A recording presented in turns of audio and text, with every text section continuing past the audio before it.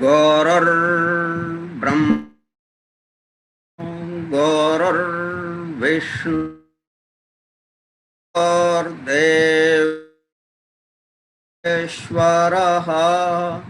गुरुः साक्षात् तस्मै श्री गुरवे नमः। व्यासं वसिष्ठनप्तारं शक्तेः पौत्रमकल्मषं पराशरात्मजं वन्दे सुखतातं तपोनिधिं। शुक्लाम्बरधरं विष्णुं शशिवर्णं चतुर्भुजं प्रसन्नवदनं ध्यायेत् सर्वविघ्नोपशान्तये। अगज आनन पद्मार्कं गजाननमहर्निशम् अनेकदन्तं भक्तानां एकदन्तमुपास्महे। वक्रतुण्ड महाकाय कोटिसूर्यसमप्रभा निर्विघ्नं कुरु मे देवा सर्वकार्येषु सर्वदा। सरस्वती नमस्तुभ्यं वरदे कामरूपिणी विद्यारम्भं करिष्यामि सिद्धिर्भवतु मे सदा। ॐ भूर्भुवः स्वः ॐ तत्सवितुर्वरेण्यं भर्गो देवस्य धीमहि धियो यो नः प्रचोदयात्।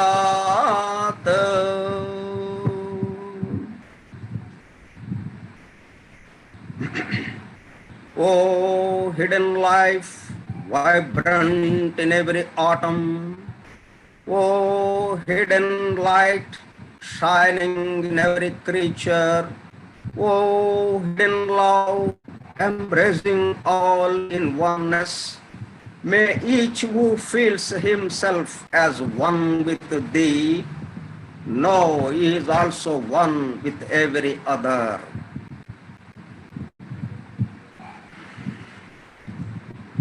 Vasudeva.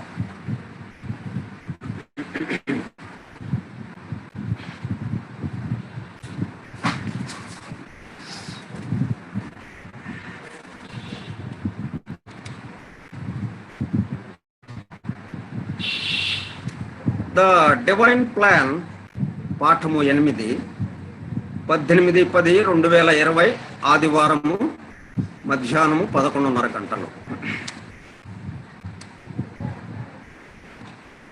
జూమ్ క్లౌడ్ మీటింగ్ ద్వారా సుదూర ప్రాంతాలలో ఉన్నప్పటికీ హాయిగా విశ్రాంతి తీసుకుంటూ గుంటూరులోని శ్రీకృష్ణ దివ్యజ్ఞాన సమాజము శ్రీకృష్ణ థియోసాఫికల్ లాడ్జ్ ద్వారా నిర్వహింపబడుచున్న థియోసఫీ అధ్యయనములో అంతర్భాగముగా ప్రత్యక్ష ప్రసారముగా అందింపబడుచున్న ద డివైన్ ప్లాన్ గ్రంథ అధ్యయన పాఠమును ఏకకాలంలో వీక్షిస్తున్న ప్రియ ప్రేక్షక సోదరులకు నమస్కారం.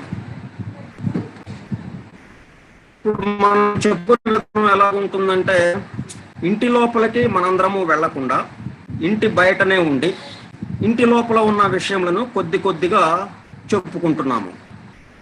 ఏదైనా పర్యాటక ప్రదేశానికి వెళ్ళామనుకోండి, ఒకరోజు మాత్రమే అక్కడ ఉండే అవకాశం కలిగినది. అంటే ఆ రోజు సాయంత్రం కల్లా మళ్ళీ మనం బయలుదేరి రావాలి, ట్రైన్ రిజర్వేషన్ అయిపోయింది, ఉండటానికి వీల్లేదు.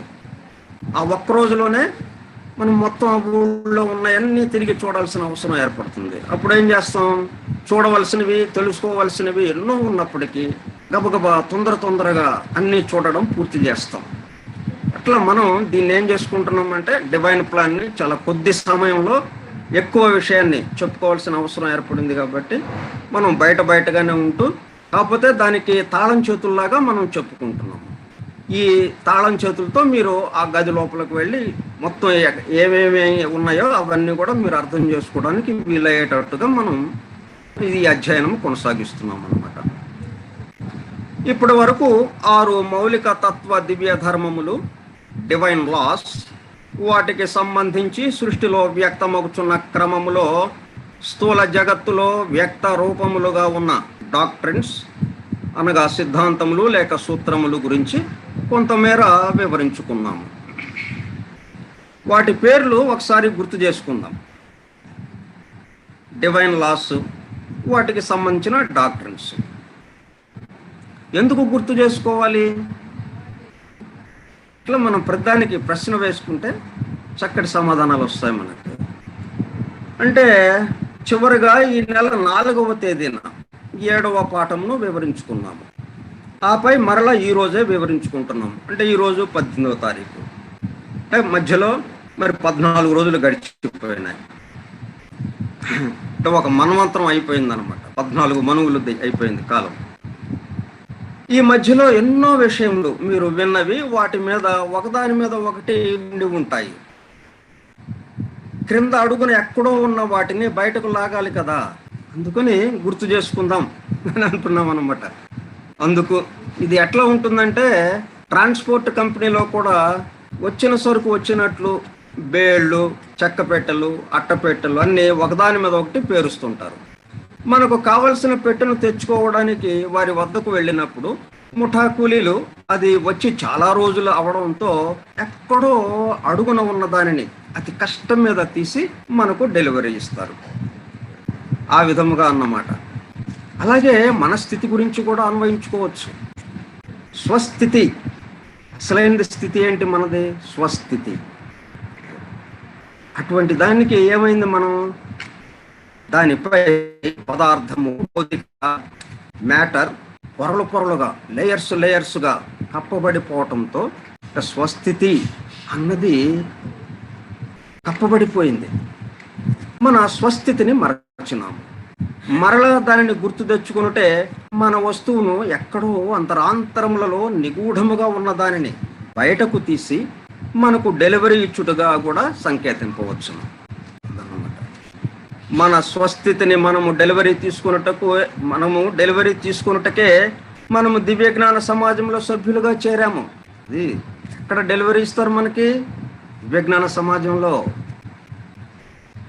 సత్యాన్వేషణ తత్పరతతో దాంట్లో చేరాం.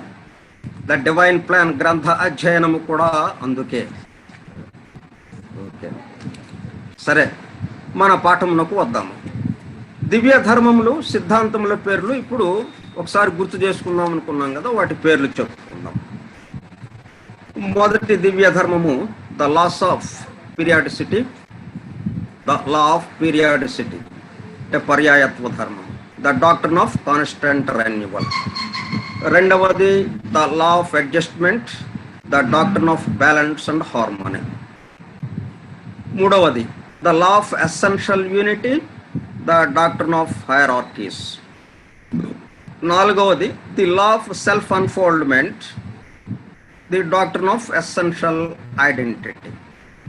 అంటే ఈ విధంగా మనం ఆ పేరు చెప్పంగానే మనం దాని గురించి వివరించుకున్నాము. అవి ఒక్కసారి గుర్తుకు రావాలన్నమాట. నెక్స్ట్ ఐదవది the law of motion, the doctrine of continuous change. ఆరవది ద సెప్టనరీ లా. దీనికి సంబంధించి 7 లోకములు, 7 తలములు, 7 తత్వములు, 7 ఎలిమెంట్స్ గురించి టూకీగా చెప్పుకున్నాము. అది ఇంతవరకు జరిగింది మనకు. ఇప్పటి వరకు 12 అధ్యాయములలో 6 అధ్యాయములలో కొంత తెలుపబడిన ధర్మములను, సిద్ధాంతములను కొంతమేర వివరించుకున్నాము.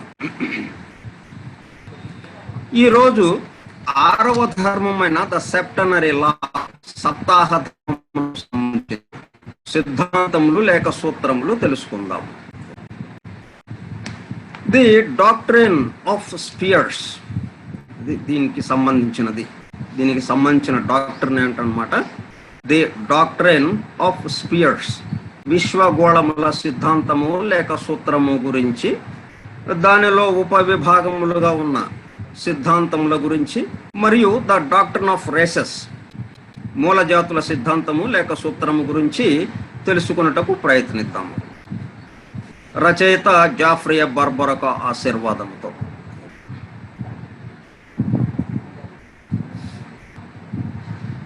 ఇప్పుడు ది డాక్ట్రిన్ ఆఫ్ స్పియర్స్ 7 సెక్షన్స్గా విభజింపబడినది.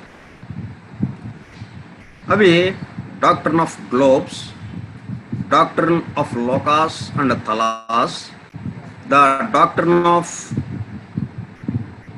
The 7 sacred planets 4, the doctrine of universal solar system 5, the doctrine of the relationship of the system 6, the doctrine of cyclic journeys 7, relationship of the monads to the system.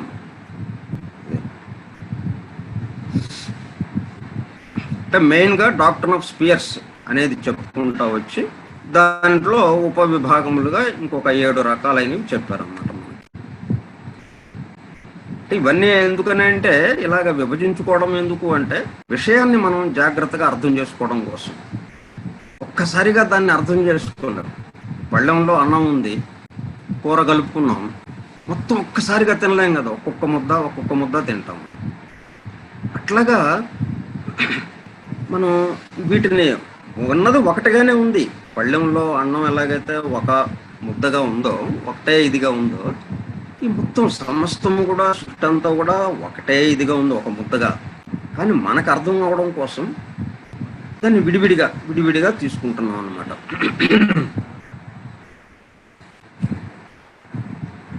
The doctrine of spheres విశ్వగోళముల సిద్ధాంతము లేక సూత్రము. జువాలజిస్ట్స్కు microscope అందుబాటులోనికి వచ్చిన తర్వాత జంతువుల దేహ నిర్మాణము, అది పనిచేయు విధానము గురించి పరిశోధనలు పెరుగుటకు, క్రొత్త విషయములు కనుగొనుటకు ఎలా వీలవుతున్నదో చూడండి. మైక్రోస్కోప్ రానంతకాలం చాలా నెమ్మదిగా నింపాదిగా జరిగిన పరిశోధనలు తెలిసి తెలియనట్టుగా ఉన్నాయి. ఎప్పుడైతే మైక్రోస్కోప్ మనకి అందుబాటులోకి వచ్చిందో ఎన్నో విషయాలు, కొత్త విషయాలు మనకి ఆవిష్కరణలు జరిగినాయి. ఖగోళ పరిశోధకులకు అంటే ఆస్ట్రానమర్స్ టెలిస్కోప్ సాధనము అందుబాటులోనికి వచ్చిన తర్వాత వారి పరిశోధనలు ఎంత వేగవంతమైనవో, ఖగోళంలోని అనేక కొత్త గ్రహములను, గెలాక్సీలను గుర్తించుటకు ఎలా వీలవుతున్నదో, అట్లా ఒక సాధనము ఎప్పుడైతే మనకు అందుబాటులోకి వచ్చిందో దానికి సంబంధించిన అన్ని విషయాలు మనం కనుక్కోవడానికి, తెలుసుకోవడానికి వీలవుతూ ఉంది. అలాగే ద సీక్రెట్ డాక్ట్రిన్ మహద్గ్రంథము ద్వారా వెల్లడి కాబడిన ద డాక్ట్రిన్ ఆఫ్ స్పియర్స్ తో, ఈ డాక్ట్రిన్ ఆఫ్ స్పియర్స్ ఎక్కడ మొదటిసారిగా మనకి పరిచయం చేయబడింది? మైక్రోస్కోప్ ఎట్లాగైతే వచ్చిందో ఈ మధ్యకాలంలో, టెలిస్కోప్ ఎలాగైతే వచ్చిందో ఈ మధ్యకాలంలో, అలాగా the doctrine of spheres the secret డాక్ట్రిన్లో మొట్టమొదటిసారిగా పరిచయం చేయబడింది. అంతకుముందు లేదంటే ఉంది, కానీ నిగూఢంగా, గుప్తంగా ఉందన్నమాట. ఇది పొడుపు కథల రూపంలో, సింబల్స్ రూపంలో ఆ విధంగా ఉంది. మనకి అర్థం అవనట్టుగా ఉందన్నమాట. దాన్ని స్పష్టంగా అర్థమయ్యేటట్టుగా ఉండడం కోసం ది డాక్ట్రిన్ ఆఫ్ స్పియర్స్ మొట్టమొదటిసారిగా సీక్రెట్ డాక్ట్రిన్లో ప్రవేశపెట్టబడింది అన్నమాట. అది ఎప్పుడైతే డాక్ట్రిన్లో వెల్లడి కాబడిందో, ద సీక్రెట్ డాక్ట్రిన్ మహద్గ్రంథము ద్వారా వెల్లడి కాబడిన ద డాక్ట్రిన్ ఆఫ్ స్పియర్స్ తో వేదాంత తత్వమునకు సంబంధించిన ఇప్పటి వరకు గుహ్యముగా, నిగూఢముగా, గుప్తముగా, రహస్యముగా, గోప్యముగా ఉన్న ఎన్నో విషయములు బహిర్గతమైనవి. ఇవన్నీ పర్యాయ పదాలు, ఒకే అర్థాన్ని ఇచ్చేవే. అంటే ఒక్కొక్కళ్ళు ఒక్కొక్క రకమైన మాటను విని ఉంటారు, అలవాటై ఉంటుంది ఒక్కొక్కళ్ళకి. అందుకని ఇన్నిగా చెప్పాను అనమాట. గుహ్యముగా, నిగూఢముగా, గుప్తముగా, రహస్యముగా, గోప్యముగా ఉన్న ఎన్నో విషయములు బహిర్గతమైనవి. దేనివల్ల? ద డాక్ట్రిన్ ఆఫ్ స్పియర్స్ విశ్వగోళముల సిద్ధాంతము, దాని యొక్క సూత్రము ద్వారా మనకి ఇవన్నీ అందుబాటులోకి వచ్చిందనమాట, బహిర్గతమైనవి. వేదాంత తత్వమును వివరించుట ఎంతో తేలికైనది. మనము నివసిస్తున్న భూగోళమును ఉదాహరణగా తీసుకున్నచో అది ఒక అధిదేవతకు లేక గ్రేట్ బీయింగ్కు భౌతిక శరీరము మాత్రమే అవుతుంది. ఇట్లా మనది ఏది చూసినా సరే, దేన్ని గమనించినా మనం, అది స్థూల భాగం, స్థూల శరీరం. దాన్ని ఆశ్రయించి ఒక గ్రేట్ బీయింగ్, ఒక జీవాత్మ ఉంటుంది. అలాగా అట్లాగే ఈ భూమికి కూడా, ఈ భూగోళానికి కూడా ఒక గ్రేట్ బీయింగ్, ఒక అధిదేవత ఇప్పుడు ఉన్నారు. అలా ఏ గోళము అయినప్పటికీ మనతో పాటు పరిణామ వికాసమునకై తమ ప్రయాణమును కొనసాగిస్తున్న అనేక తరగతుల జీవులతో నిండి ఉన్నది ఈ భూగోళం. మన కంటికి కనబడే వాటితో పాటు మన కంటికి దృగ్గోచరము కాని ఎన్నో రకముల అదృశ్య జీవులు భూమిని ఆశ్రయించుకుని ఉన్నవి. వీరందరితో ఈ భూగోళము స్వస్థితిని చేరు విధానమును ఈ విశ్వగోళ సిద్ధాంతము తెలియజేయుచున్నది. ఈ భూమిని ఆశ్రయించుకుని ఉన్నటువంటి ఈ జీవులందరూ, వీటితో పాటు ఈ భూమి యొక్క అధిదేవత ఏదైతే ఉందో, భూగోళపు అధిదేవత, ఆమె, వీళ్ళందరూ ఎలాగా వికాసం చెందుతూ పరిణామంలో స్వస్థితిని చేరడానికి ఏ విధముగా ప్రయాణం సాగుతూ ఉంది, ఈ పరిణామ ప్రయాణము, వాటిని వివరించేదే ఈ విశ్వగోళముల సిద్ధాంతము. డాక్ట్రిన్ ఆఫ్ స్పియర్స్కు సంబంధించి ఇప్పటి వరకు మనము చెప్పుకున్న డివైన్ లాస్, దివ్య ధర్మములు, వాటికి సంబంధించిన డాక్ట్రిన్స్, సిద్ధాంతములు లేక సూత్రములలో ఎలా ఒదిగి ఉన్నదో చూద్దాం. పోయినసారి ఏం చెప్పుకున్నాం మనం, మన పాఠాన్నే ఉదాహరణగా తీసుకుని ఆ దివ్య ధర్మాలకి దీనికి ఉన్న వాటిని అన్వయించుకుంటూ మనం చెప్పుకున్నాం. అట్లాగే ఈసారి ఏం చేద్దామంటే, ఈ డాక్ట్రిన్ ఆఫ్ స్పియర్స్ ఏదైతే ఉందో, విశ్వగోళముల సిద్ధాంతము, దానికి మనకున్నటువంటి దివ్య ధర్మాలు, వీటిని అన్వయించుకుంటూ మనం చెప్పుకుంటే ఇంకా స్పష్టంగా మనం అర్థం అవటానికి వీలవుతుంది అనమాట. ఏది తీసుకున్నా మొత్తము ధర్మములు, సిద్ధాంతములు పనిచేయటం ఉంటుంది. ఇట్లా ఈ ధర్మాలు కొన్నిటి వరకేనండి, ఈ సిద్ధాంతాలు కొన్నిటి వరకేనండి. ఒక సిద్ధాంతము కొన్నిటికి, ఇంకొక సిద్ధాంతము ఇంకా కొన్నిటికి, ఇట్లా ఉండదు. మొత్తానికి ఏవేవి అయితే విభాగములుగా మనం చెప్పుకుంటున్నామో ఇవన్నీ మళ్ళీ మొత్తానికి సంబంధించిందిగా ఉంటుంది. విడదీయటానికి వీలు లేనిది ఇది. మొత్తం ఒక ముద్ద. అయితే అంత దాన్ని మనం గ్రాస్ప్ చేయలేం కాబట్టి, గ్రహించలేం కాబట్టి, అర్థం చేసుకోలేం కాబట్టి, మనం విడివిడిగా ఒక్కొక్కటిగా జాగ్రత్తగా ఒక్కొక్క ముద్ద తింటున్నాం అన్నమాట. ఇప్పుడు ఒకటి, విశ్వంలోని విశ్వగోళముతో సహా గోళములన్నీ ది లా ఆఫ్ పీరియాడిసిటీ, పర్యాయత్వ ధర్మమును అనుసరించి మన్వంతర కాలము అంటే పీరియడ్ ఆఫ్ యాక్టివిటీలో ఉండి, అంతేకాలము అనగా మరో మన్వంతర కాలము ప్రళయంలో అనగా పీరియడ్ ఆఫ్ రెస్ట్లో ఉండి మరలా పీరియడ్ ఆఫ్ యాక్టివిటీలోనికి వస్తున్నది. మరి పర్యాయత్వం, పని విశ్రాంతి, యాక్టివిటీ రెస్ట్, దానికి అనుగుణంగానే ఒక మన్వంతర కాలం అలా సాగుతూ ఉంటుంది. ఒక మన్వంతర కాలం ప్రళయం, దానికి మరలా వ్యక్తం అవటం, ఈ విధంగా జరుగుతూ ఉందన్నమాట ఆ ధర్మాన్ని అనుసరించి.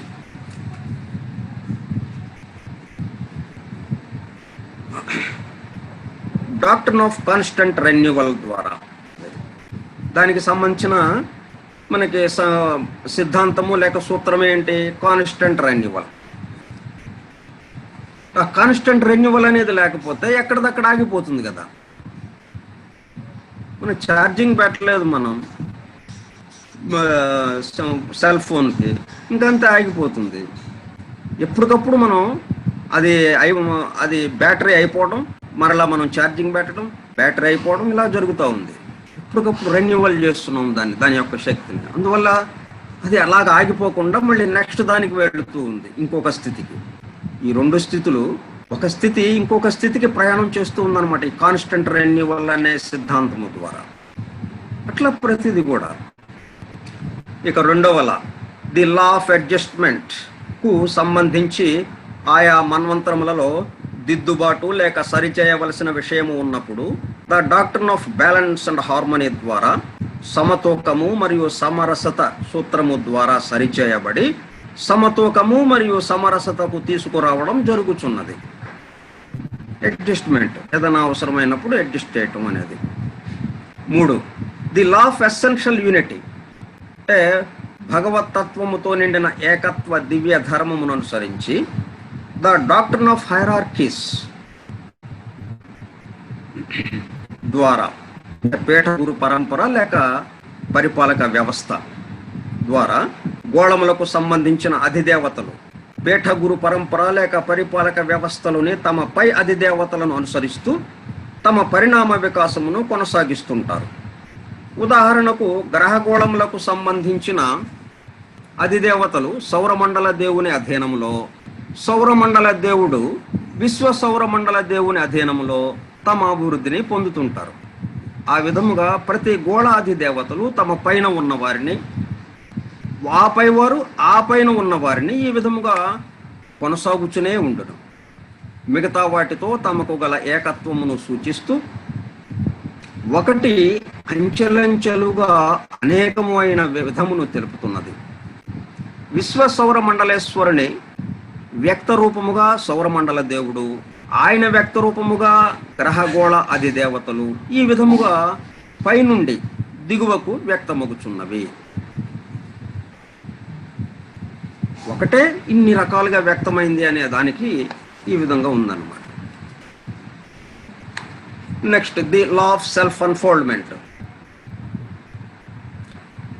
వ్యక్త రూపమైన the doctrine of essential identity ద్వారా గ్రహగోళములు వేటికవే ప్రత్యేకముగా ఉన్నట్లు, ఒకదానికొకటి సంబంధము లేనట్లు, తమ భూమిపై గల అనేక తరగతుల జీవులను సాకుచున్నట్లుగా ఉండి వేటికవి ప్రత్యేకతను కలిగి ఉన్నప్పటికీ మరలా ఆత్మ వికాసము చెందుచు ప్రత్యేకత స్థాయి నుండి ఏకత్వ స్థాయిలోనికి పయనించుచున్నవి. ఈ ధర్మాలన్నీ కూడా ఏంటన్నమాట, వంటింట్లో సరుకుల్లాగా. ఆ సరుకులతో ఎన్ని రకాలైన వంటకాలైనా చేయొచ్చు. మనం ఎటువంటి వంటకాలు చేయాలన్నా అవే సరుకులు. ఇట్లాగా ఈ సృష్టి మొత్తంలో ఏది ముందుకు నడవాలన్నా మొత్తం అన్ని ధర్మాలు దానికి అవసరం అవుతుంటాయి. సమపాళ్లల్లో ఏది ఎన్నెన్ని పాళ్లలో వేసుకోవాలో అన్ని పాళ్లలో వేసుకుంటూ ముందుకు నడుస్తూ ఉన్నాయన్నమాట ఇవన్నీ. ఇప్పుడు ఇట్లా మనం విడివిడిగా చెప్పుకోవడం వల్ల మనం సీక్రెట్ డాక్టర్ని చదివేటప్పుడు ఈ మొత్తం మనకి దర్శనం ఇస్తుంది అనమాట. అలా చక్కగా పేజీ నుంచి పేజీకి, పేజీ నుంచి పేజీకి అలా చదువుకుంటూ వెళ్ళిపోతాం అన్నమాట. తదుపరి దివ్య ధర్మము ద లా ఆఫ్ మోషన్, నిరంతర చలన ధర్మమును అనుసరిస్తూ the doctrine of continuous change ద్వారా విశ్వంలోని గోళములన్నీ, గ్రహములు, సూర్యులు, నక్షత్రములు నిరంతరం చలిస్తూ ప్రతిసారి ప్రళయము నుండి యాక్టివిటీకి వచ్చినప్పుడు అంతకు ముందు కన్నా పరిణామంలో అభివృద్ధి చెందుచు, ఇప్పుడు రెస్ట్ యాక్టివిటీ అంటున్నాం మనం, యాక్టివిటీ అయిపోయింది, ప్రళయంలోకి వెళ్ళిపోయింది, మరలా యాక్టివిటీలోకి వచ్చింది. అయితే అంతకుముందు యాక్టివిటీ ఎలాగుందో అలాగే మళ్ళీ ఇక్కడ దిగటం కాదు, ఇంకా ఎంతో అభివృద్ధి చెందొచ్చు. ఎప్పటికప్పుడు ప్రతి క్షణము అభివృద్ధి కేసి ప్రయాణిస్తుంది. నీరు ఎలాగైతే ప్రతి ఒక్క క్షణం కూడా ఒక్క చోట ఆగదు నీరు, నీటి బిందువు ఇట్లాగ సముద్రంలో చేరేదాకా అలాగా పరిగెడుతూనే ఉంటుంది. ఆ ప్రయాణం ఎక్కడికి, ఎటువైపుకి, సముద్రానికేసి. అట్లాగే మనం ఈ ప్రయాణం అంతా ఆ ఏకత్వానికేసి అలా వెళుతూనే ఉంది. ఈ లా ఆఫ్ మోషన్ దాన్ని ఎక్కడ నిలవనీయకుండా అనమాట మనల్ని అలా తీసుకెళ్తూ ఉందన్నమాట. అట్లాగే గోళాలని, అలాగే సూర్యుల్ని, నక్షత్రాలని, ఇట్లా ఈ సృష్టిలో ఉన్నటువంటి ప్రతి వస్తువుని కూడా పరిణామములు అభివృద్ధి చెందుచు తమ అభివృద్ధికి అనుగుణంగా క్రొత్త రూపములను ధరించుచు నిరంతర చలనముతో సాగుతూనే ఉన్నవి. ఇక మనం చెప్పుకున్న చివరి ధర్మం ద సెప్టనరీ లా ప్రకారం, అంటే 7 ఉన్నటువంటి ధర్మం ఏదైతే ఉన్నదో దాని ప్రకారం ప్రతి గ్రహగోళము తన తత్వముతో పాటు మిగతా 6 గ్రహముల మూలతత్వములను కలిగి ఉంటుంది. సప్తలోకముల సృష్టిని సూచించుచున్నది. సప్త సృష్టి తత్వములను వెలువరించుచున్నది. ఈ విధంగా మనం తెలుసుకున్న ధర్మాలకి, ఆ ధర్మాల యొక్క వ్యక్తరూపమైనటువంటి సిద్ధాంతాలు లేక సూత్రానికి ఈ డాక్ట్రిన్ ఆఫ్ స్పియర్స్ని అన్వయించుకుని ఇప్పటి వరకు మనం చెబుతున్నాం.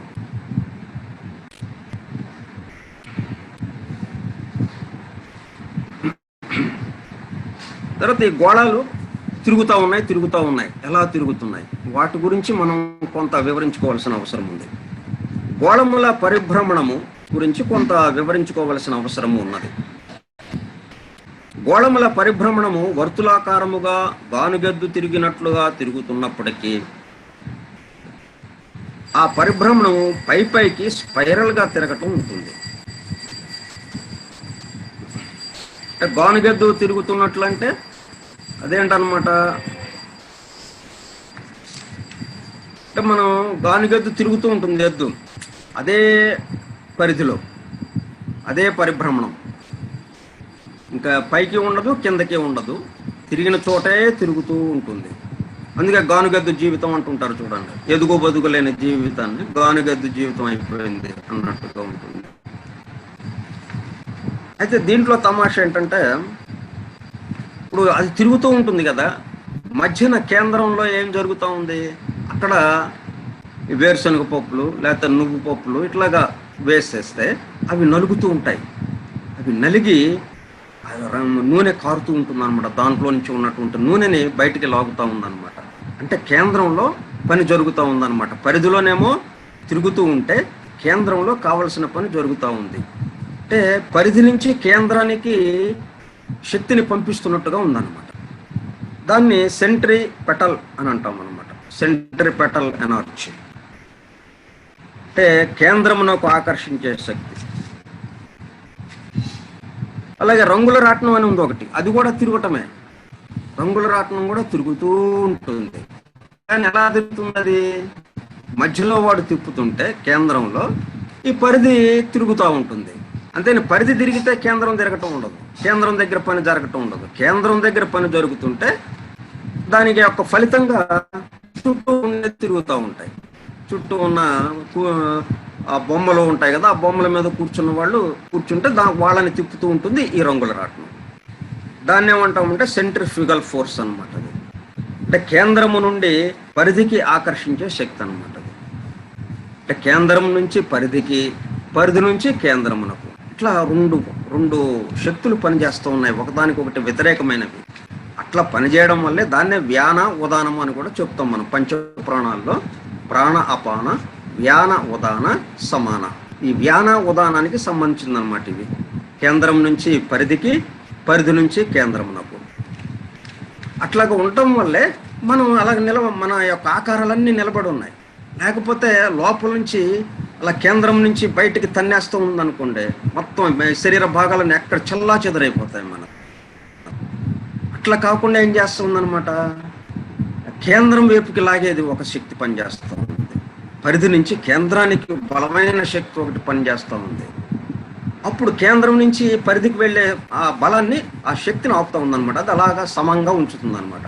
అందువల్ల మన ఆకారాలన్నీ అలాగా నిలబడిపోయి ఉన్నాయి. అన్నీ కూడా ఈ సృష్టిలో ఉన్నటువంటి మొత్తం సమస్తం కూడా ఈ రెండు ఫోర్సెస్, ఈ రెండు శక్తులు పనిచేయడం వల్ల అలాగా ఉన్నాయి. అయితే ఈ తిరగటం సంబంధించి అదొకటి. కానీ గోళాల పరిభ్రమణము ఇంకా మెరుగ్గా కొంచెము స్పైరల్గా తిరగటం ఉంటుందన్నమాట. దీనికి ఒక ఉదాహరణ ద్వారా తెలుసుకుందాం. సర్కస్ గురించి మీరందరూ వినే ఉంటారు. అంటే ఈ పరిభ్రమణము వీటి విషయం మనం క్లారిటీ వచ్చేస్తే, ఎందుకంటే దీని మీద ఎక్కువగా ఉంటుంది మనకి. సీక్రెట్ డాక్టర్ని కానీ మరి డివైన్ ప్లాన్లో కానీ అన్నీ కూడా గోళ పరిభ్రమణం, గోళ చక్రాల గురించిన వివరాలే ఎక్కువగా ఉంటాయి మనకి. ఎందుకంటే ఇవి తిరుగుతూ ఉండగా ఎవల్యూషన్లో ఎన్నెన్నో అభివృద్ధి పదాలు, ఎన్నెన్నో అభివృద్ధి కార్యక్రమాలు జరుగుతూ ఉంటాయి. కాబట్టి ఈ పరిభ్రమణం అనేది చాలా అవసరమైన విషయం అన్నమాట. దాని పట్ల కొంచెం అవగాహన వస్తే మనకి, అప్పుడు ఎక్కడ మనం సీక్రెట్ డాక్టర్లో చదువుకున్నా, డివైన్ ప్లాన్లో చదువుకున్నా చక్కగా అర్థమవుతుంది మనకి. ఇప్పుడు సర్కస్ దగ్గరికి వెళదాం. సర్కస్ అంటే సరే ఇప్పుడు కనుమరుగైపోతున్నాయి అనుకోండి. ఒకప్పుడు మరి మా చిన్నతనంలో సర్కస్ ప్రతి వేసవి కాలం చక్కగా వచ్చేవి, అందరం వెళ్ళి చూసేవాళ్ళం. సర్కస్ చూడకుండా ఎవరు లేరు. అంటే తెల్ల జుట్టు వాళ్ళు దాదాపుగా చూసి ఉంటారు. ఇప్పుడు యూత్ చూసి ఉండకపోవచ్చు, అంటే ఇప్పుడు రావటం లేదు కాబట్టి. క్రమక్రమంగా అవి కూడా కనుమరుగవుతున్నాయి అనుకోండి. ఆ సర్కస్కు ప్రధాన ఆకర్షణగా మోటార్ సైకిల్తో గ్లోబ్లో విన్యాసాలు చేయడం నిలుస్తుండేది. అది ప్రత్యేక ఆకర్షణ అనమాట. గ్లోబ్లో మోటార్ సైకిల్ విన్యాసాలు, మోటార్ సైకిల్తో విన్యాసాలు. ఆ గ్లోబ్ లోపల మోటార్ సైకిల్ను డ్రైవ్ చేస్తూ ఒక వ్యక్తి గుండ్రముగా తిరుగుచూ అనేక విన్యాసాలు చేస్తాడు.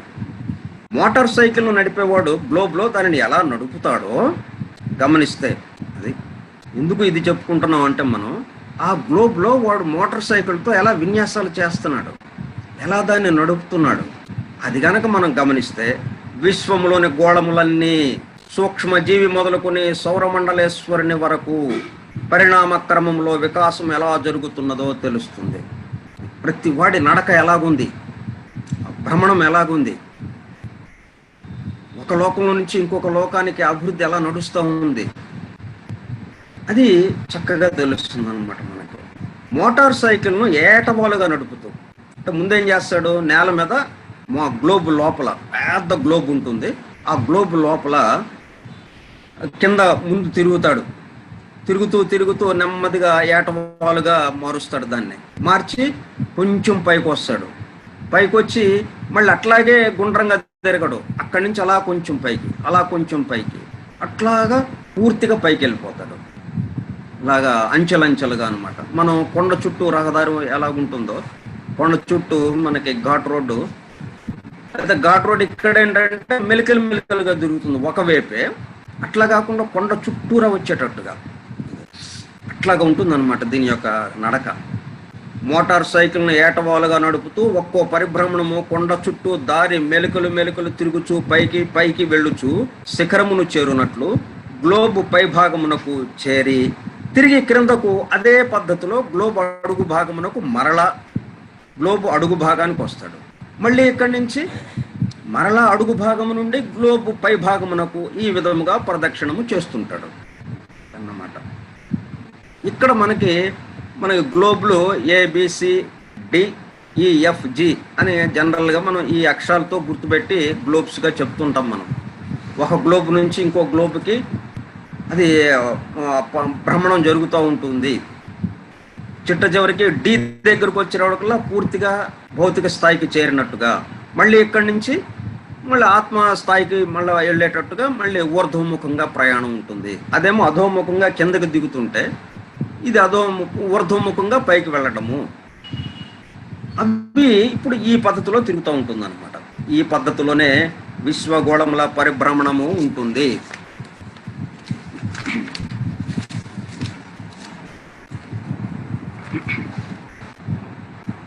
సృష్టి ప్రారంభంలో దేశము కాలము ఏర్పడుచున్నది. అంటే ఇది దేశము కాలం అనేది చాలా ముఖ్యమైనది. ఈ రెండే డ్యూయాలిటీకి మనకు అవకాశం ఏర్పడుతూ ఉంది. కాలము అను ధర్మము దేశము అనగా చోటు లేక ఆకాశమును నేపథ్యముపై వర్తించు. ఆకాశంలో ఈ కాలము వర్తిస్తూ ఉన్నదన్నమాట.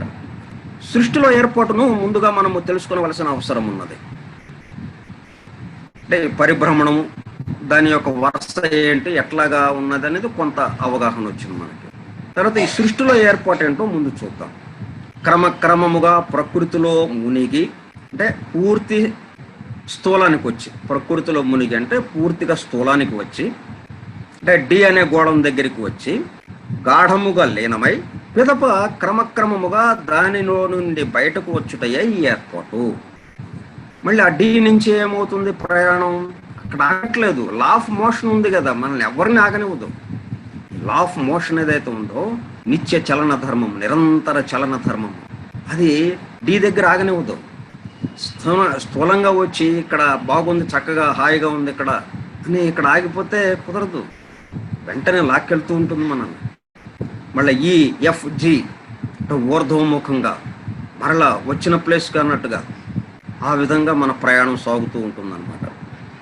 కాబట్టి సృష్టిలో ఉన్న ఏర్పాటు ఏంటన్నమాట, క్రమక్రమముగా ప్రకృతిలో మునిగి, అంటే మనకి జనరల్గా ఏం చేస్తారు, ఇవి ఒక పెద్ద సర్కిల్ గీసి వృత్తము, లెఫ్ట్ సైడ్న మనకి ఎదురుగా సర్కిల్ ఉంది కదా, ఊహించండి, కొంచెం ఊహించి ఒక పెద్ద సర్కిల్ ఉంది, ఒక వృత్తం గీసాము.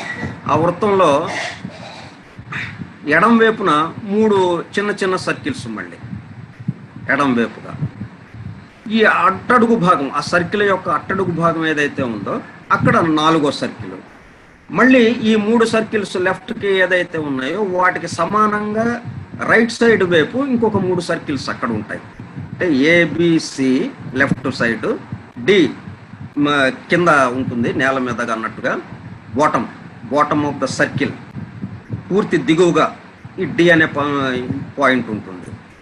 అది భూగోళాన్ని సూచిస్తుంది అనమాట, స్థూల పదార్థాన్ని, స్థూల లోకాన్ని సూచిస్తుంది, స్థూల జగత్తుని, స్థూలంగా ఉన్నటువంటి స్థితిని సూచిస్తుంది డి. అక్కడి నుంచి మళ్ళీ ఈ రైట్ సైడ్ ఈఎఫ్జి, అట్లాగా సి అనే దానికి ఎదురుగా ఈ ఉంటుంది అప్పుడు. అలాగే బి అనేది ఉంది, బి అనే గోళానికి ఎదురుగా ఇటు రైట్ సైడ్ ఎఫ్ అనేది ఉంటుంది. అలాగే ఏ అనేది ఉంది కదా మొదటి గోళం ఇక్కడ లెఫ్ట్ సైడ్లో, ఆ ఏకి ఎదురుగా రైట్ సైడ్ వచ్చేసి జీ అనే గోళం ఉంటుంది అనమాట. అంటే ఏ జీ ఈ 2 గోళాలు కూడా ఒక పదార్థంతో నిర్మితమైనట్టుగా ఉంటుంది అనమాట. అలాగే బి ఉండే కొంది మనం సూక్ష్మం నుంచి స్థూలానికి దిగుతున్నాం. మనం లెఫ్ట్ సైడ్ ఏమో పై నుంచి కిందకి దిగుతున్నాము, రైట్ సైడ్ ఏమో కింద నుంచి పైకి వెళుతున్నాం, ఊర్ధ్వంగా వెళుతున్నాం. కాబట్టి పైనుంచి కిందకి దిగేటప్పుడు ఎలాగుంటుంది, క్రమక్రమంగా స్థూలానికి వస్తున్నాం, అంటే సూక్ష్మం నుంచి స్థూలానికి. ఇప్పుడు ఇక్కడ స్థూలం నుంచి మళ్ళీ క్రమక్రమంగా ఏమవుతుంది, సూక్ష్మానికి వెళుతున్నాం అనమాట. అంటే ఈ సూక్ష్మ పదార్థం ఆయా గోళాలు ఏ ఏ పదార్థంతో నిర్మితం అవుతాయో ఇటు లెఫ్ట్ సైడ్ ఎలాగుంటుందో సేమ్ అట్లాగే రైట్ సైడ్ కూడా ఉంటుందన్నమాట. తర్వాత ఈ కాలం గురించి, ఈ కాల గణనము కూడా మనకి కొంత అవసరం అవుతుంది. అంటే ఇదంతా కాలాల్లో చెప్పుకుంటాం మనం. ఒక కాలంలో జరిగింది, ఒక మన్వంతర కాలము, ఒక బ్రహ్మ పగలు, మానవ జీవితము, మానవ ఆయుర్దాయము, అలాగే బ్రహ్మ ఆయుర్దాయము, వీటిల్లో జరిగింది ఇదంతా. సృష్టి పరిణామమంతయు కాలమును ధర్మముగా దేశమున నేపథ్యముపై వర్తించును. కాలమునకు సంబంధించిన కాలగణనము తెలుసుకుందాము. యుగములకు సంబంధించి ముందు కాలానికి సంబంధించి తెలుసుకుందాం. అంటే 60 సెకండ్లు 1 నిమిషంగా, ఇంకా చాలా ఉన్నాయి. 60 సెకండ్ల కన్నా ముందువి లెప్తలు, తర్వాత ఇంకా కనురెప్పపాటు కాలము, ఇలాగా ఇంకా సూక్ష్మంగా ఉన్నాయి. మనం సెకండ్ల దగ్గర నుంచి తీసుకుందాం, ఇది మనకి త్వరగా అర్థమవుతుంది. కాబట్టి 60 సెకండ్లు 1 నిమిషం, 60 నిమిషాలు 1 గంట, 12 గంటలు 1 పగలు, 12 గంటలు 1 రాత్రి, అప్పుడు 24 గంటలు కలిపి 1 రోజు కిందకు వచ్చింది. అటువంటి రోజులు 30 కలుపుకుంటే 1 నెల వచ్చింది. అటువంటి 12 నెలలు కలిపితే 1 సంవత్సరం వచ్చింది. అటువంటి 100 సంవత్సరాలు ఒక మానవ ఆయుర్దాయంగా చెప్పుకున్నాం మనం. ఆ విధంగా వచ్చింది. ఇప్పుడు ఈ 100 సంవత్సరాల్లో ఇప్పుడు సెకండ్లు ఉన్నాయి, నిమిషాలు ఉన్నాయి, గంటలు ఉన్నాయి, రోజులు ఉన్నాయి. కానీ మనం మన కన్వీనియన్స్ కోసం, సౌలభ్యం కోసం మనం 100 సంవత్సరాలుగా ఒక్కసారిగా చెప్పేస్తాం. 100 సంవత్సరాలు అంటే మొత్తం వచ్చేసింది దాంట్లో. ఇక అదే సెకండ్లతో చెప్పాలంటే ఎంత పెద్ద అంకె అవుతుందో చూడండి. అది అట్లాగ వచ్చిందా? ఓకే. అట్లాగే దీన్ని మళ్ళీ తీసుకువెళ్ళి ఇప్పుడు యుగాల యొక్క యుగాలకి సంబంధించిన కాలగణనము అంటే కలియుగము. అంటే మనం సంవత్సరం ఏదైతే ఉందో మానవ సంవత్సరము 4,32,000 మానవ సంవత్సరాలు కలియుగానికి సంబంధించినగా ఉంటుంది, ఒక కలియుగము. అలాగే ద్వాపర యుగము దానికి డబల్ 8,64,000, త్రేతాయుగము 12,96,000 సంవత్సరాలు, కృతయుగము 17,28,000 సంవత్సరాలు. ఈ మొత్తము కలుపుకుంటే 43,20,000 సంవత్సరాలు. 43,20,000 సంవత్సరాలు ఇది దేనికి సమానం అన్నమాట? దీన్ని ఏమంటారు? ఈ 4 యుగాల్ని కలిపిన కాలం ఇది. 4 యుగాలు కలిపితే వచ్చిన కాలం అన్నమాట ఇది. దాన్ని మహాయుగము అంటారు. అటువంటి మహాయుగాలు 1000 గడిస్తే బ్రహ్మగారికి ఒక పగలు, అట్లాగనమాట. మరి ఇదంతా దీంట్లోనే జరుగుతూ ఉంది. ఈ సెకండ్లు ఉంది బ్రహ్మగారి పగల్లో, ఈ సెకండ్లు ఉన్నాయి, నిమిషాలు ఉన్నాయి, గంటలు ఉన్నాయి. సో 1000 మహాయుగాలు ఒక కల్పం అంటాము, ఒక పగలు అనమాట. అటువంటివే మళ్ళీ 1000 యుగాలు ఒక రాత్రి. అంటే అప్పుడు 30 కల్పాలు ఏమవుతుందన్నమాట? ఒక నెల బ్రహ్మ అవుతుంది. 12 బ్రహ్మ నెలలు ఒక బ్రహ్మ సంవత్సరము. 100 బ్రహ్మ సంవత్సరములు బ్రహ్మ జీవిత కాలము. దాంతో ప్రళయం వచ్చేస్తుంది అనమాట. అంటే ఈ సృష్టి మొత్తం కూడా ప్రళయంలోకి వెళ్ళిపోతుంది. మనకి ఇక్కడ మహాయుగము అని వచ్చింది కదా, 4 యుగాలు పూర్తి అయిపోతే ఇది ప్లానెటరీ చైన్కి ప్రళయం అనేది ఉంటుందన్నమాట. అంటే మధ్య మధ్యలో మళ్ళీ చిన్న చిన్న ప్రళయాలు. బ్రహ్మ జీవితం 100 సంవత్సరాలు పూర్తయిన తర్వాత మహాప్రళయం అది. అట్లా కాకుండా ప్లానెటరీకి అంటే గ్రహాలకి సంబంధించినటువంటి ప్రళయాలు ఉన్నాయి. గ్రహ గతులకి సంబంధించి ప్లానెటరీ చైన్ అంటాం. ఆ ప్లానెటరీ చైన్ అది ఎప్పుడు పూర్తవుతుందన్నమాట? ఒక మహాయుగం పూర్తయిపోతే ఒక మన్వంతరం, దాంతో ప్లానెటరీ చైన్ పూర్తయినట్టుగా ప్రళయంలోకి వెళ్ళిపోతుంది. మళ్ళీ అంతేకాలం ప్రళయంలో ఉండి మరలా యాక్టివిటీలోకి వస్తుంది. రెస్ట్ యాక్టివిటీ అది మామూలే, పని విశ్రాంతి. ఓకే, తర్వాత మనం ఈ గ్రహ చక్రాల గురించి చెప్పుకుంటూ ఉంటాం. దాని గురించి కూడా చెప్పుకొని అప్పుడు మనం ఈ గ్రహాలు ఏంటి అనేది, ఈ గోళ పరిభ్రమణం ఎలా జరుగుతుంది అనేది టూకీగా చెప్పుకున్నాం మనం. గ్రహ చక్రముల గురించి ఒక పట్టిక గలదు, అది కూడా తెలుసుకుందాము. 7 శాఖ జాతులు, అంటే బ్రాంచ్ రేసెస్ అంటారు ఇంగ్లీష్లో. 7 బ్రాంచ్ రేసెస్, శాఖ జాతులు. ఒక ఉపజాతి అంటే ఒక సబ్ రేస్ అన్నమాట. 7 ఉపజాతులు, సబ్ రేసెస్, ఒక మూల జాతి, ఒక రూట్ రేస్.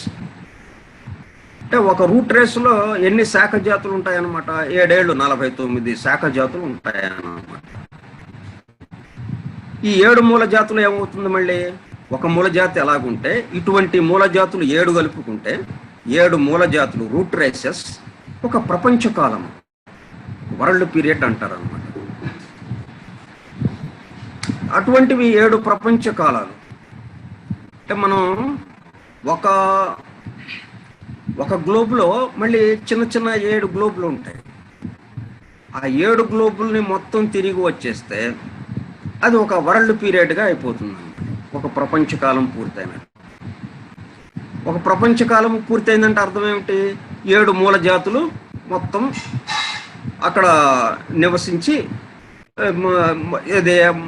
నశించినాయి అన్నట్టుగా 7 మూల జాతులు పూర్తిగా వచ్చిన దాన్ని ఒక ప్రపంచ కాలము అంటాము, వరల్డ్ పీరియడ్.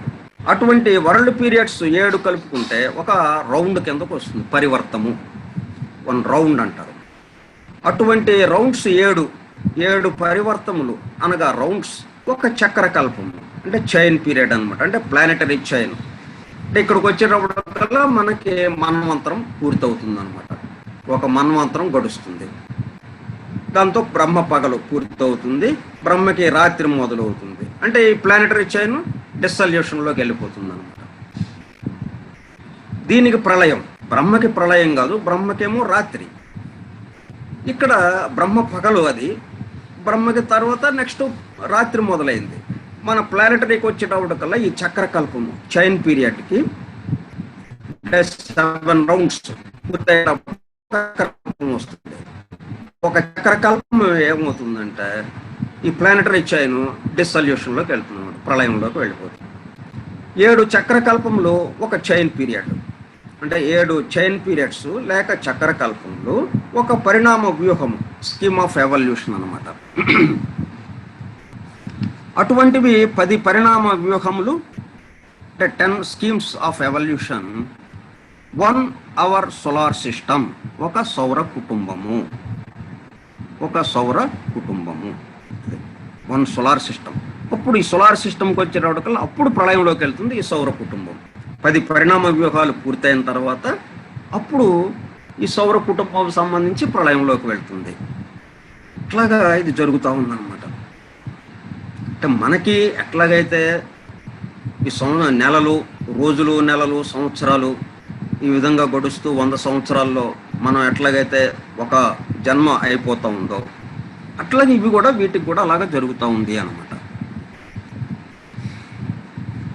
ఇవన్నీ ఎట్లాగా మనం ఒకే సమయంలో మనది జరుగుతూ ఉంది, అలాగే ఒక శాఖ జాతిది జరుగుతూ ఉంది, ఉపజాతిది జరుగుతూ ఉంది, మూల జాతిది జరుగుతూ ఉంది, ప్రపంచకాలము వరల్డ్ పీరియడ్ జరుగుతూ ఉంది, రౌండ్ పరివర్తము అది జరుగుతూ ఉంది, చక్రకల్పము చైన్ పీరియడ్ అది, పరిణామ వ్యూహము మొత్తం ఏకకాలంలో జరుగుతున్నాయి అన్నమాట ఇవన్నీ.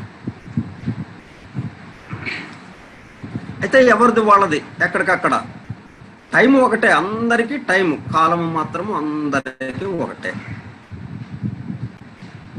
అయితే ఒక్కొక్కళ్ళకి మనకి 100 సంవత్సరాలు, కలియుగానికి 4,32,000 సంవత్సరాలు, మరి మహాయుగానికి 43,20,000 సంవత్సరాలు. ఇట్లా ఎవరిది వాళ్ళది వాళ్ళకి సంబంధించింది వేరువేరుగా ఉంది. సౌర కుటుంబానికి, ప్లానెటరీ చైన్కి, బ్రహ్మగారికి ఎవరి టైం వాళ్ళది, కానీ మొత్తం అందరం కూడా ఒక కాలాన్ని అనుసరిస్తూ వెళ్తున్నాం అన్నమాట.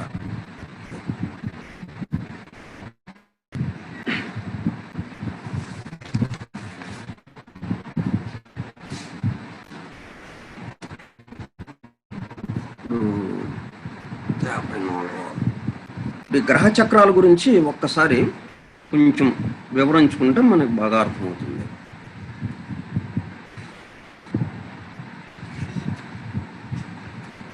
మన ఈ సౌర కుటుంబంలో ఉన్నది మన భూగోళం ఒక అంశముగా గల పరిణామ వ్యూహం ఒక్కటి మాత్రమే కాదు. ఇంచుమించుగా ఇక్కడి పురోవృద్ధి వంటి పురోవృద్ధికి రంగస్థలములైన 10 వేర్వేరు గోళ చక్రములు ఉన్నవి. అంటే 10 పరిణామ వ్యూహములు అని చెప్పుకున్నాం కదా, ఇవి ఒక్కొక్క వ్యూహము ఒక్కొక్క గోళ చక్రంలో ఉందన్నమాట. అటువంటివి 10 ఉన్నాయి. ఈ పరిణామ వ్యూహములలో ఒక్కొక్కటి ఒక్కొక్క గోళ చక్రమున జరుగుచున్నది. ఒక్కొక్క వ్యూహము పూర్తి అగు లోపల అందరి ఒక్కొక్క గోళ చక్రము 7 అవతారములను ఎత్తును. మళ్ళీ దానికి 7 కావాలి కదా, 7 గోళ చక్రాలు, ఒక 7 గోళ చక్రాలు ఏమైంది,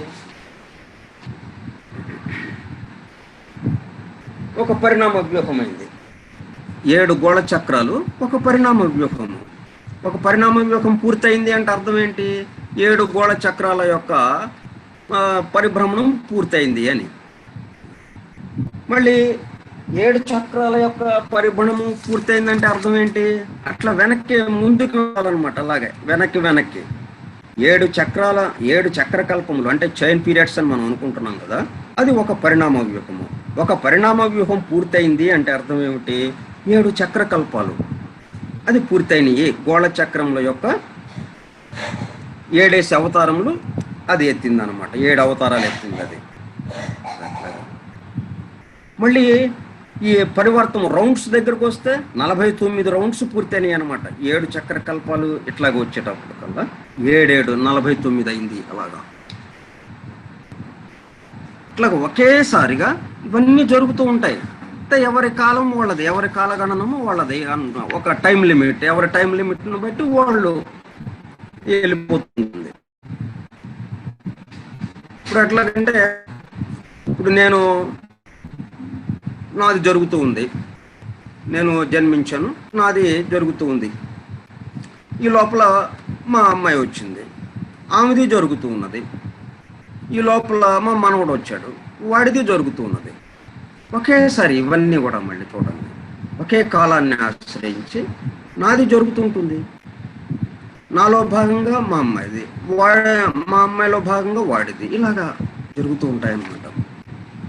ఇట్లా పెద్ద బ్రహ్మ నుంచి చిన్న జీవి దాకా, ఉపజాతుల దాకా, శాఖ జాతుల వరకు, అంటే కుటుంబ జాతుల దాకా కూడా మనం చెప్పుకోవచ్చు అనమాట. మొత్తముగా ఒక్కొక్క వ్యూహం యొక్క ఏర్పాటును అందలి గోళ చక్రముల యొక్క ఒకదాని వెనుక నొకటిగా సంభవించు అవతారముల యొక్క ఏర్పాటును కూడా నొక్కటే. క్రమక్రమముగా అంటే వీళ్ళందరూ ఏం చేస్తున్నారు? బ్రహ్మతో సహా బ్రహ్మ కూడా ఏం చేస్తున్నాడు? క్రమక్రమముగా ప్రకృతిలో మునిగి గాఢముగా లీనమై పిదప క్రమక్రమముగా దానిలో నుండి బయటకు వచ్చుటయే ఈ ఏర్పాటు. బ్రహ్మ ఆయన జీవితం అయిపోతే హాయిగా స్వస్థితిలోకి వెళ్ళిపోయాడు. ఆయన వ్యక్తమయ్యి 100 సంవత్సరాల పాటు జీవించి క్రమక్రమంగా ప్రకృతిలోకి దిగాడు. మళ్ళీ క్రమక్రమంగా పైకి ఊర్ధ్వంగా వెళ్ళిపోయాడు, తన స్వస్థితిలోకి వెళ్ళిపోయాడు. అట్లాగే అందరము ప్రతిదీ కూడా ఈ సృష్టిలో ఉన్నటువంటి ఎవరిదైనా కానీ అందరి యొక్క కార్యక్రమము ఒకటి. ఏంటది? క్రమక్రమముగా ప్రకృతిలో మునిగి అంటే స్థూలానికి వచ్చి గాఢముగా లీనమై స్థూలంలో పూర్తిగా స్థూల జగత్తులోకి వచ్చేసి పూర్తిగా భౌతిక విషయాలతో ఉండిపోయి అక్కడ నుంచి పిదప క్రమక్రమముగా దానిలో నుండి బయటకు వచ్చుటయే ఈ ఏర్పాటు. మరి ఇట్లాగా స్థూలానికి రావాలి, మళ్ళీ వెనక్కి వెళ్ళాలి అంటే అది ఒక పద్ధతి కావాలి కదా. ఇదిగో ఆ పద్ధతి అన్నమాట ఇది.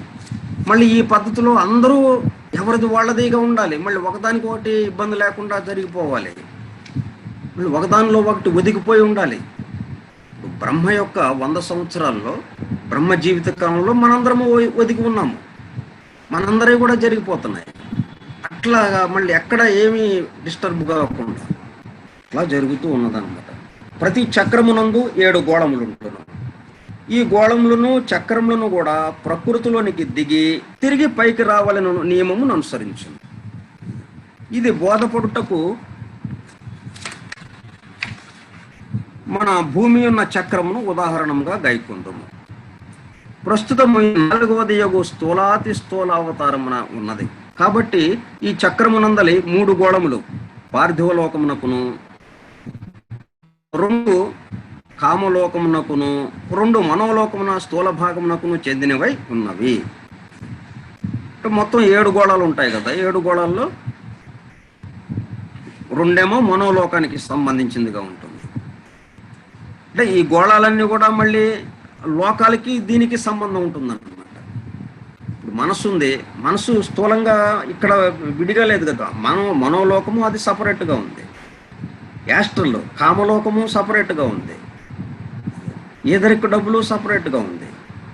స్థూల దేహము ఇది ఒకటి. ఇట్లా ఇవన్నీ కలుపుకుంటూ వస్తూ ఉందన్నమాట. ఇది ఆ మనోలోకం నుంచి క్రమక్రమంగా స్థూలానికి దిగి ఈ స్థూలం నుంచి మరలా మనోలోకానికి ఆ సూక్ష్మలోకానికి వెళ్ళటానికి ఏర్పాటు ఇదంతా కూడా. ఈశ్వర చైతన్య తరంగము ఈ చక్రమును ఒక గోళము నుండి ఒక గోళమునకు వరుసగా ప్రసరించును. అనగా అత్యున్నత అతి సూక్ష్మమైన ఒక గోళమునందు ఆరంభించి, మనం లెఫ్ట్ సైడ్ టాప్లో ఉంటుంది కదా ఒక గోళము ఏబిసి అన్న దాంట్లో ఏ నుంచి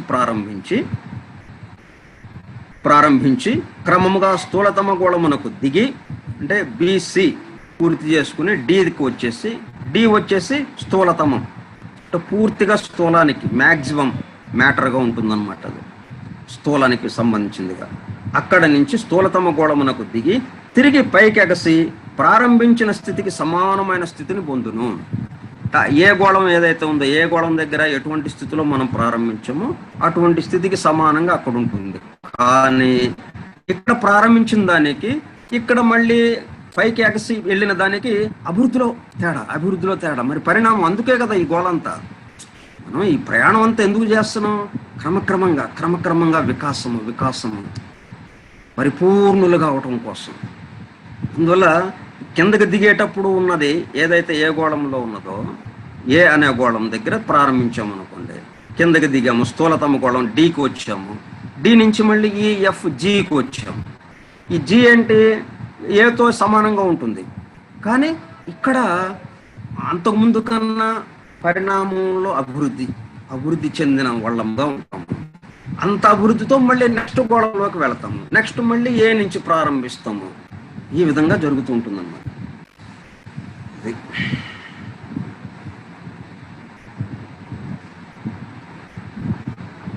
ఒక చక్రంలోని గోళముల వరుస ప్రకృతిలోనికి దిగుటను తిరిగి దానిలో నుండి పైకి వచ్చుటను సూచించినట్లే ఒక చక్రం యొక్క అవతారముల వరుస కూడా సూచించును.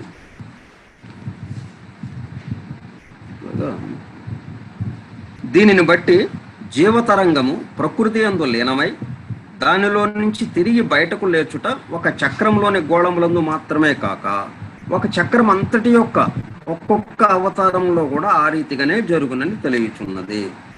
అంటే బ్రహ్మతో సహా ఇదే వ్యవహారం జరుగుతూ ఉంది అని. బ్రహ్మ కూడా ఆయన కిందకి దిగటం మరలా పైకి ఈ 100 సంవత్సరాలు ఆయన జీవిత కాలంలో జరుగుతూ ఉంది. అది మన జీవిత కాలంలో మన 100 సంవత్సరాలు మానవ ఆయుర్దాయంలో మనకి పైనుంచి పూర్తిగా భూస్థితికి చేరటం, స్థూల స్థితికి, ఇక్కడి నుంచి మళ్ళీ పైకి ఊర్ధ్వంగా ప్రయాణం చేయడం లాగా జరుగుతూ ఉందన్నమాట.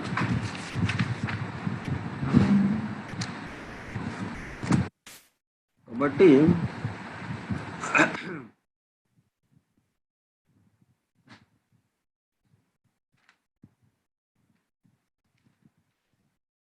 అవర్ అయింది.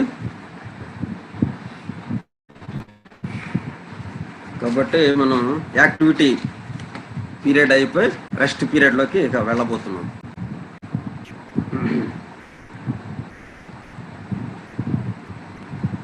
ఇంకా ఏమైనా చెప్పాల్సిందా?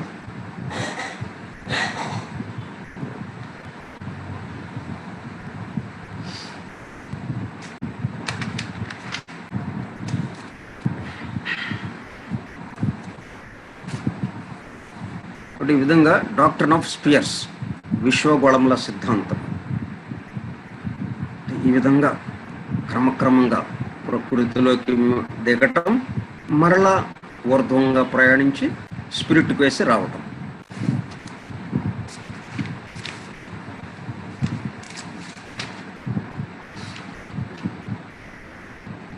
మనం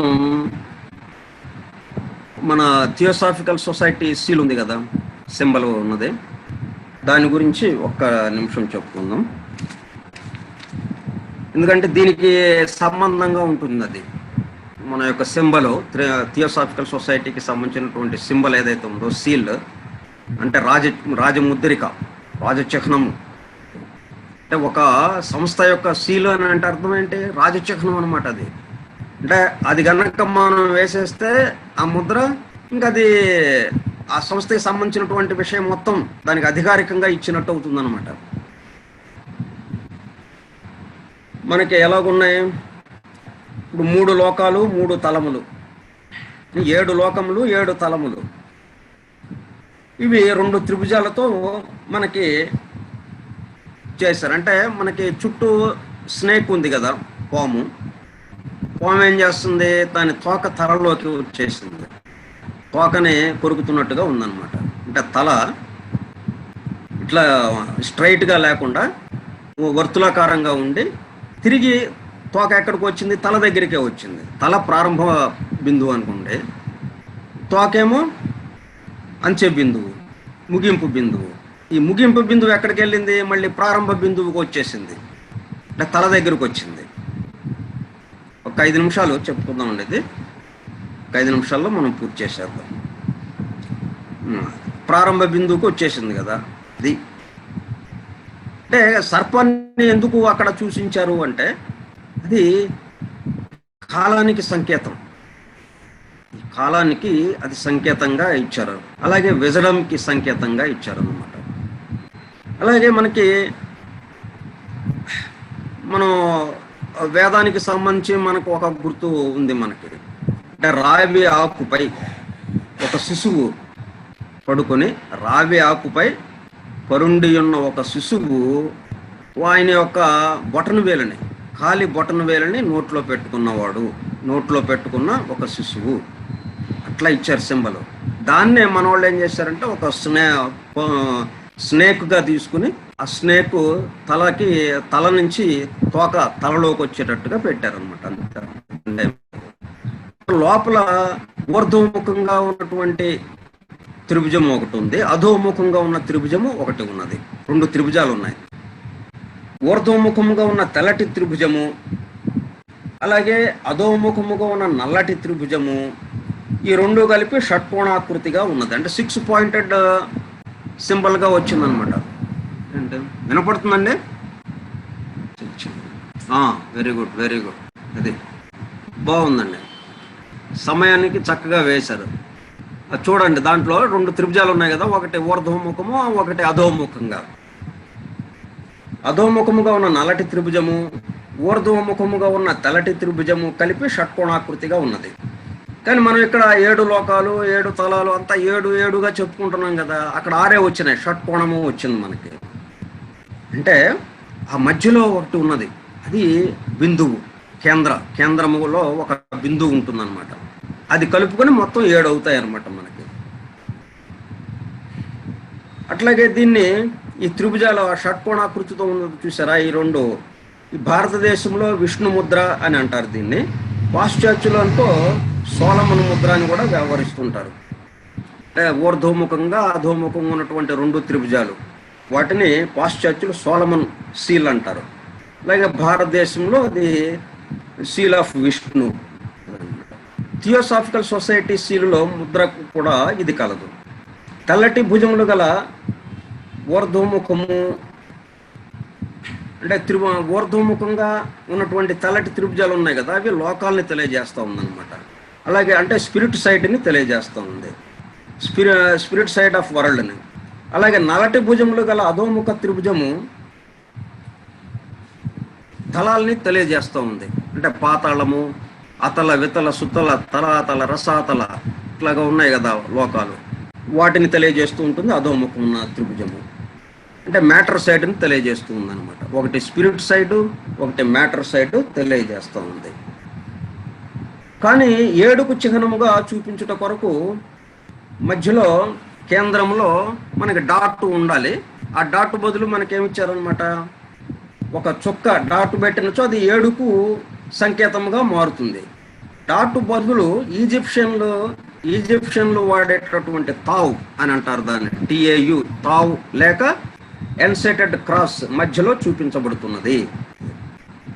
అట్లాగే ఈ 2 త్రిభుజాలకి సంబంధించి ఊర్ధ్వముఖంగా ఉన్న త్రిభుజము, అధోముఖంగా ఉన్న త్రిభుజము, ఇది శ్రీయంత్రంగా కూడా మనం చెప్పుకోవచ్చు అనమాట. ఈ క్రాస్ని యాంక్ సర్కిల్ క్రాస్. యాంక్ ఈజిప్షియన్ దేవతల చేతిలో ఉంటుంది. అంటే మనకి మధ్యలో వేసారు చూసారా, అంటే క్రాసు మీద సర్కిల్, దీన్ని యాంక్ అంటారు అనమాట. దాన్ని పట్టుకునే ప్రతి దేవత కానీ, ఈజిప్షియన్ల గాడ్ కానీ గాడ్సెస్ కానీ వాళ్ళ చేతుల్లో తప్పకుండా ఇది ఉంటుందన్నమాట, ఈ యాంక్ అనేది. ఇది లైఫ్కి గుర్తుగా అనమాట, జీవానికి, అంటే నిత్య జీవము అనే దానికి గుర్తుగా. అలాగే సర్కిల్ అంటే స్పిరిట్ సైడ్, అంటే ఆధ్యాత్మికత. క్రాస్ అంటే భౌతికత. కాబట్టి భౌతికత మీద విజయం పొందినటువంటి ఆధ్యాత్మికత. ఎందుకంటే ఆధ్యాత్మికత పైన ఉంది కదా, అందుకని దీని మీద అధీనంతో భౌతికతపై విజయం పొందిన ఆధ్యాత్మికతను, అంటే మనం ఆధ్యాత్మికత కేసు వెళ్ళాలి అన్నట్టుగా గుర్తుగా దాని మధ్యలో పెట్టారు. ఇంకా చాలా వివరాలు చెప్పుకోవచ్చు దీని గురించి. అయితే మనకి ఈ 7 గోళాల గురించి సంబంధంగా దీంట్లో ఎలాగ ఇచ్చారో మనం చెప్పుకున్నాం అన్నమాట. Okay, so doctrine of spheres, ఈ గోళాలు, ఈ కాల మనకి మామూలుగా సీక్రెట్ డాక్టర్లో చదివిన, డివైన్ ప్లాన్ గ్రంథంలో చదివిన మీకు చక్కగా అర్థం అవటానికి వీలుగా కొంత విషయం మీకు అందజేయటానికి ప్రయత్నం చేశాను. ఓకే, స్వస్తి ప్రజాభ్యః పరిపాలయంతాం న్యాయేన మార్గేణ మహీం మహిషాః గో బ్రాహ్మణేభ్యః శుభమస్తు నిత్యం లోకాః సమస్తాః సుఖినో భవంతు. లోకాః సమస్తాః సుఖినో భవంతు. లోకాః సమస్తాః సుఖినో భవంతు. ఓం శాంతి శాంతి శాంతి.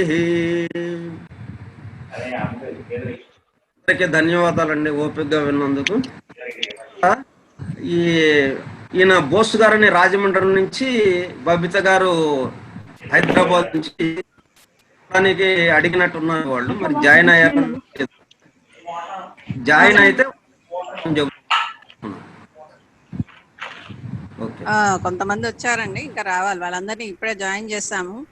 అంటే ఎవరన్నా ఇంట్రెస్ట్ ఉన్న వాళ్ళు అడిగితే వాళ్ళని జాయిన్ చేద్దామని గ్రూప్ లోకి వెయిట్ చేస్తున్నాం.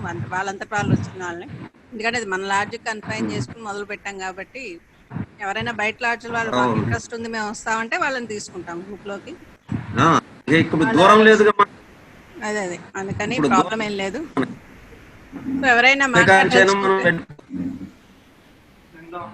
ఎవరైనా మాట్లాడదలుచుకుంటే మ్యూట్ తీసుకుని మాట్లాడు.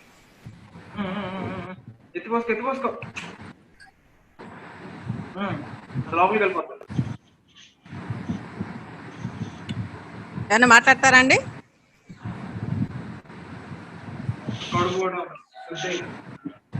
నమస్కారం అండి రాఘారావు గారు, నేను శాస్త్రి మాట్లాడుతున్నా. చాలా బాగుందండి. ఇది ఒక్కొక్క గోళం మీదకి వచ్చే పరిణామం గురించి బాగా అర్థం చేసుకోవాలంటే ఇవన్నీ కూడా గోళాల మీద జరిగే మార్పుల గురించి బాగా చదవాలి. పదే పదే మననం చేసుకుంటే గానీ మనకి అర్థం కాదు. చాలా బాగా చెప్పారు. తర్వాత కృషి అంతా విన్నవాళ్ళ మీద ఉంటుంది అర్థం చేసుకోవడానికి. ధన్యవాదాలు. మనమేమో ఒక్క రోజులో మొత్తం ఒక్క రోజులో ఇవన్నీ అయిపోవాలనుకుంటున్నాం. ఒక్క రోజులో ఒక సంవత్సరం మనం చర్చించుకున్నా అర్థం కావడానికి కొంచెం కష్టం ఇది. ధన్యవాదాలు సార్. ఆ సేవ తర్వాత లవ్ వీటి ద్వారా మనం త్వరగా అర్థం అవటానికి, అవి దర్శనం ఇవ్వటమే, మనం అర్థం చేసుకోవటం లేకుండా అవి అలా పుస్తకం పట్టుకుని ఆ వాక్యాలు చదువుతుంటే అవి దర్శనం ఇవ్వడం, ఆ పద్ధతిలో మనం చేసుకుంటున్నాం అనమాట. అది మానసికంగా మనం అందులో ఇన్వాల్వ్ అయిపోవాలి. ఇన్వాల్వ్ అయినప్పుడే క్రమక్రమంగా మెంటల్ బాడీలో చేంజ్ వచ్చి బుద్ధి ప్లేన్ లోకి వెళ్తామండి. నమస్కారం సార్. నమస్తే. Thank you sir, thank you. ఇంకెవరన్నా మాట్లాడతారండి?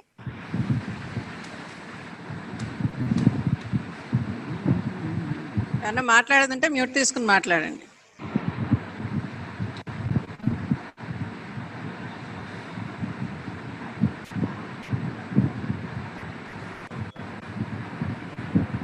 రాజుగారు మీరు మాట్లాడుతున్నారా? మాకు వినిపించట్లా. రాజుగారు ఆయన ఏదో మాట్లాడుతున్నారేమో తెలియట్లేదు, వినిపించట్లేదు. ఏదో కనెక్షన్ సరిగ్గా పెట్టుకోలే. రాజుగారు నమస్కారం అండి. మాట్లాడుతున్నారు, రావట్లే, సౌండ్ రావట్లే. అంకుల్ మీది ఏదో అది కనెక్షన్ సరిగా ఇచ్చుకున్నట్లేదు. ఒకసారి ఎవరినైనా పిలిపించి చేయించుకోండి. అది వాయిస్ మాకు రావట్లే. రాజుగారు సరికి ఎవరైనా మాట్లాడతారండి? చాలా థ్యాంక్స్ అండి అందరికీ పార్టిసిపేట్ చేసినందుకు. నెక్స్ట్ సండే కూడా మనకి డివైన్ ప్లాన్ ఇలా కంటిన్యూ అవుతుంది. అలాగే థర్స్డేస్ ఈవినింగ్ 6:30 to 7:30 మన సీక్రెట్ డాక్టరైన్ మీద కూడా స్టడీ ఉంటుంది. సో తప్పకుండా అందరూ అటెండ్ అయ్యి, ఎవరెవరు అటెండ్ అవుదాం అనుకుంటే ఎవరైనా లింక్ కావాలంటే మటుకు ఒకసారి వాళ్ళ నెంబర్ నాకు కానీ శాస్త్రి గారికి కానీ ఎవరికైనా మెసేజ్ చేస్తే మేము వాళ్ళని ఈ గ్రూప్లోకి తీసుకుంటాము. దీనికి విడిగా గ్రూప్ ఒకటి కంటిన్యూ అవుతోంది. దాని పేరు కొంచెం మారుస్తున్నాయి, ఎందుకంటే అన్ని స్టడీస్ కంటిన్యూ అవుతాయి కాబట్టి ఇందులో బయట లాడ్జ్ల వాళ్ళు కూడా వస్తారు కాబట్టి, బయట జనాలు కూడా వస్తారు కాబట్టి ఇప్పుడే ఒక నిర్ణయం తీసుకున్నాం. థియోసాఫీ గుంటూరు, ఎస్కేటీ లాడ్జ్ గుంటూరు థియోసాఫీ స్టడీ అని గ్రూప్ చేంజ్ చేస్తున్నాం నేమ్. ఆ గ్రూప్లోకి బయట లాడ్జ్ల వాళ్ళు కానీ బయట జనాలు కానీ ఎవరైనా రావచ్చు. So that they can listen to all these lectures and all. So ఎవరికైనా నెంబర్ ఇవ్వదలుచుకుంటే నాకు కానీ శాస్త్రి గారికి కానీ వాళ్ళ నెంబర్ పంపిస్తే మేము దాంట్లో జాయిన్ చేస్తాం ఈ గ్రూప్లో. సో అందరికి థ్యాంక్స్ అండి అటెండ్ అయినందుకు. మేడం ఇది మీరు రికార్డ్ చేస్తారు కదా? అవును సార్, చేస్తా. కొంచెం బిజీగా ఉన్నా, నేను పంపిస్తా సార్. నేను ఎందుకంటే ఒక పావుగంట మిస్ అయిపోయాను. అవునవును, అదే తప్పకుండా సార్. కొంచెం thank you very much madam. కొంచెం మిస్ అయిన వేరే బంధువులు గబగబా వస్తే బట్ సార్ మీ ఓపిక మా జోహార్ sir. Very frank, it is just the divine plan. You are there with us, and as per the divine plan only we are able to listen to you sir. Be very nice sir, very nice sir. Thank you. Particularly ఇవాళ ఆ 7 కోణాలు కానీ ఆ symbols కానీ ఆ, చాలా మందికి ఎరుక చేశారు. It's very good sir, it's very good, very nice sir. Thank you so much. Clarity బాగా వచ్చింది. మన లోగో మీద ఎక్స్ప్లెనేషన్ కూడా చాలా బాగుంది. సో రైట్ సార్, ఇప్పటికి ప్రస్తుతానికి ఇంకా థ్యాంక్స్ అమ్మా. అమ్మ థ్యాంక్స్ ఫర్ యువర్ ఎఫర్ట్స్. అయ్యో thank you sir. Thank you all for attending and making What? It success. ఉంటుంది బాధ్యత అంతా. అదే థ్యాంక్ యూ. సో అండి next week Thursday next week మళ్ళీ కలుద్దాం. Thank you.